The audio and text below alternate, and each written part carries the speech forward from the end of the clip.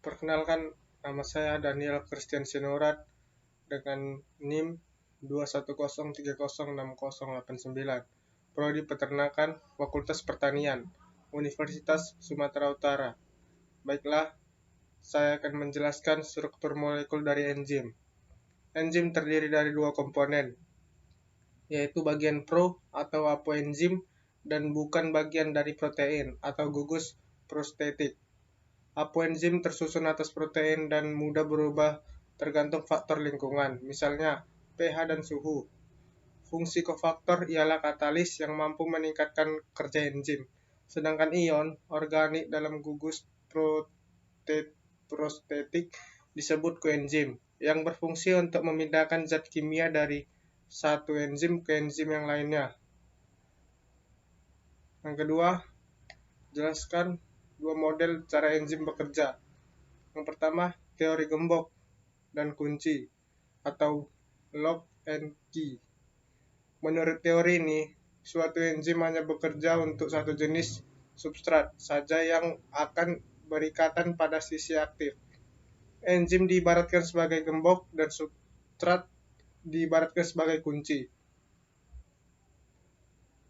Yang kedua, teori kocokan atau terinduksi, induced feed.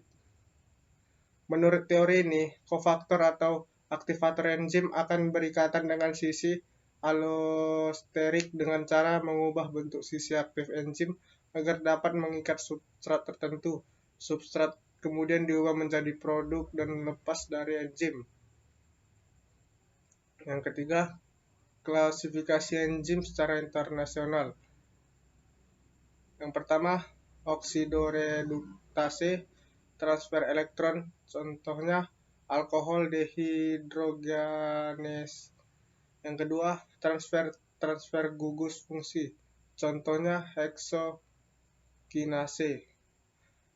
Yang ketiga, hidrolase, reaksi hidrolisis, contohnya tripsin. Yang keempat, liase, pemutusan ikatan, CC, CO, CN, membentuk ikatan rangkap, contohnya pirufat dekarboksilase.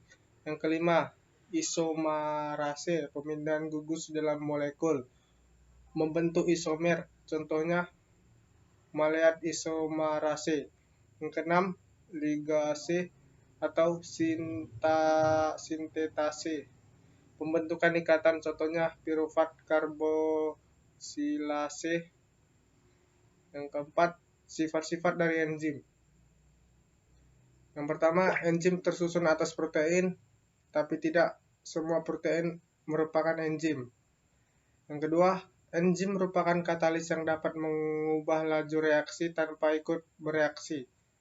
Yang ketiga, enzim bekerja secara spesifikasi untuk membentuk produk yang spesifik juga.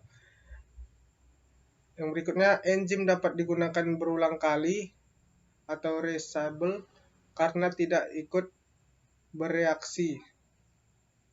Yang kelima, enzim tidak ikut berubah menjadi produk.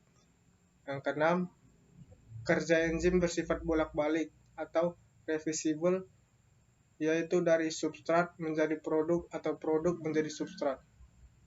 Yang kelima,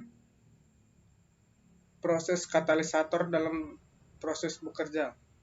Suatu reaksi kimia dapat terjadi jika molekul yang terlibat memiliki cukup energi internal untuk membawa ke puncak bukit energi menuju bentuk reaktif, yang disebut tahap transisi. Suatu reaksi kimia dapat dipercepat dengan dua cara, yaitu pertama meningkatkan suhu dan kedua dengan memberinya katalis.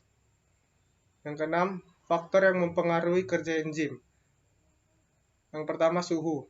Semua enzim akan membentuk suhu yang cocok agar bisa bekerja dengan baik.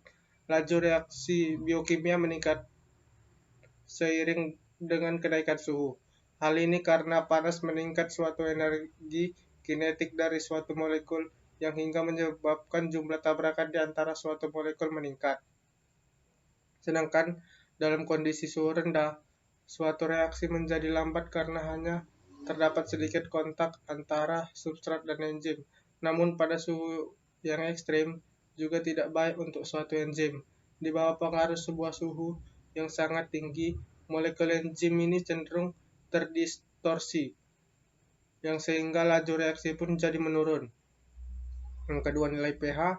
Efisiensi suatu enzim sangat dipengaruhi oleh suatu nilai pH atau derajat keasaman sekitarnya.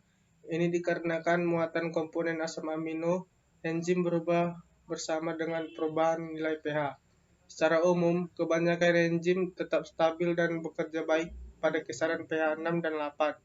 Tapi ada beberapa suatu enzim tertentu yang bekerja dengan baik hanya di lingkungan asam atau basa.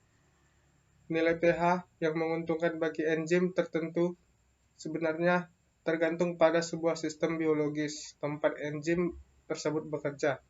Ketika nilai pH menjadi terlalu tinggi atau terlalu rendah, maka struktur dasar sebuah enzim bisa mengalami perubahan sehingga sisi aktif enzim tidak dapat mengikat substrat dengan benar, yang sehingga sebuah aktivitas enzim menjadi sangat terpengaruh. Bahkan suatu enzim bisa sampai benar-benar berhenti berfungsi. Yang ketiga, konsentrasi substrat.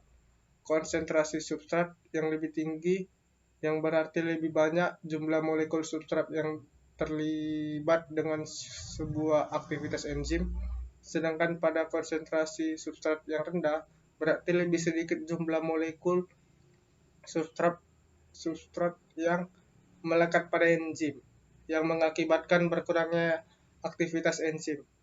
Tapi ketika suatu laju enzimatik sudah mencapai maksimum dan sebuah enzim sudah dalam kondisi paling aktif, peningkatan konsentrasi substrat tidak akan memberikan suatu perbedaan dalam sebuah aktivitas enzim.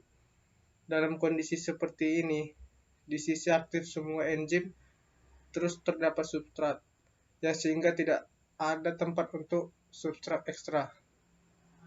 Yang keempat, konsentrasi enzim. Semakin besar konsentrasi enzim, maka sebuah kecepatan reaksi akan semakin cepat pula. Konsentrasi enzim ini berbanding lurus dengan suatu kecepatan reaksi. Tentunya selama masih ada substrat yang perlu diubah menjadi produk. Yang kelima, aktivator. Aktivator ialah molekul yang membantu suatu enzim agar memudahkan berkaitan dengan substrat. Yang terakhir, jelaskan feedback mekanisme inhibitor pada enzim. Feedback inhibitor yang dimaksud dengan inhibitor umpan balik yaitu misalnya terdapat huruf A, B, C, D yang merupakan substrat. Contohnya, semua makanan yang dimakan zat gizi yang berbeda-beda karbohidrat, protein, lemak. Nah, di dalam tubuh kita ada substrat A, B, C, D dengan bentuk enzim E1, E2, E3, E4 yang akhirnya menghasilkan produk atau Z yang menghasilkan produk dari aktivitas mekanik. Kerja enzim ini justru akan menghambat jalannya aktivitas salah satu enzim. Sekian video dari saya. Jika ada salah kata mohon dimaafkan. Sekian, terima kasih.